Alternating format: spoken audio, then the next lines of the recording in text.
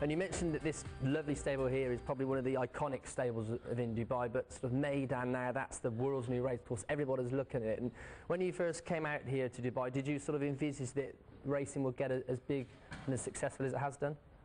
I think, again, being new to the whole, this country and everything, but what brought me here was His Highness's name, because his name, Sheikh Mohammed's name is the premier name in racing, and although of course we'd only seen him in pictures, but I remember when His Highness, when I first met him at the Camel Yards, and he sat on the sand dune, and I just sat with him, and he, in those 15-20 minutes, he told me what's happening today, which till this day...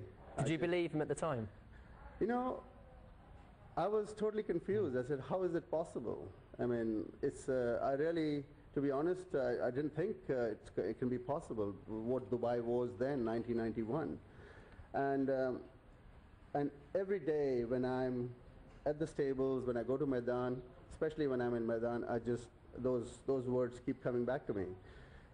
Plus, when we had the Dubai World Cup, Jockey Challenge, all those things, he had said those in 15 minutes, that the whole world will be coming here for the best horses and all that. And for me, that time, it was very hard to be convinced in my head that it's possible. But look what's happening, and it's, I mean, it's more than true now. You must be very proud to train for His Highness.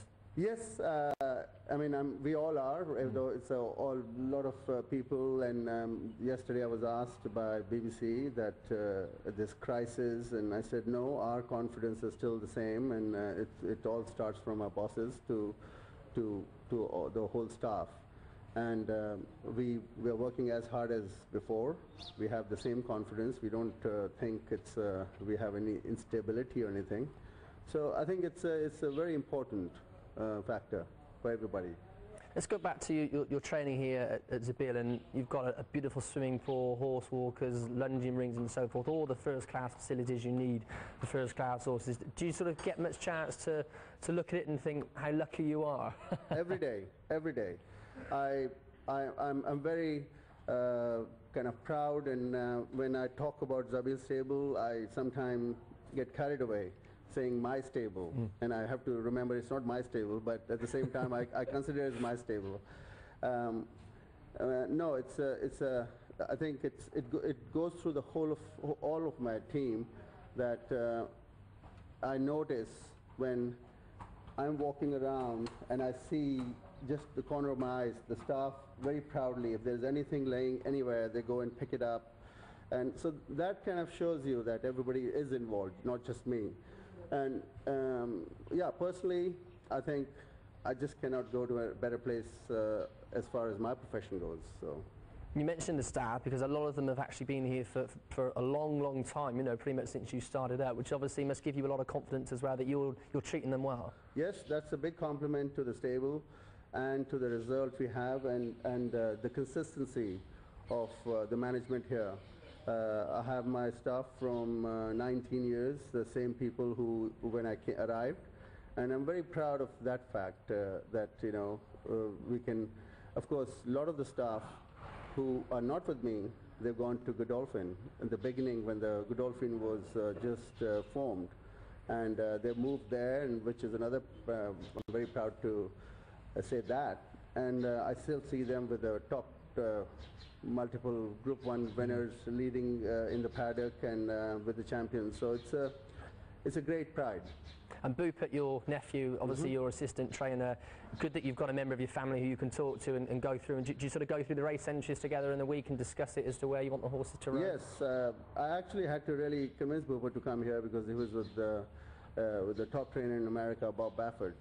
And it was very hard for him to leave, and I think at that certain point I needed a very important person here at the stables, assistant level, and I did, after convincing him, he did arrive, and I think he's done an excellent job.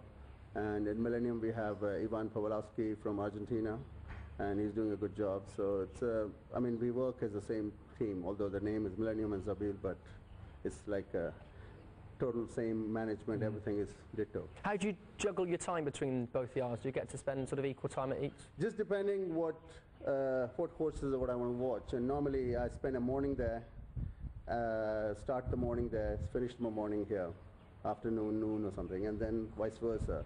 Or in the evening I'm there, or one evening I'm here. So I think more important is my confidence in my team, and I just basically, it's kind of a remote control thing, you know. I just have to look at with my third eye, and they know me. I'm very finicky about perfection, and I'm very finicky about certain things. As long as we know each other, I think it works out very well.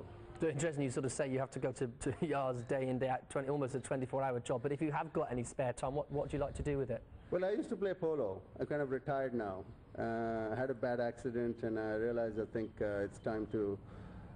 at the moment, I've taken up yoga, so I think that's what I'm doing, and I think since I've left polo, I haven't had any spare time because we just came into the season. So maybe I'll take up some kind of a hobby this summer and onwards.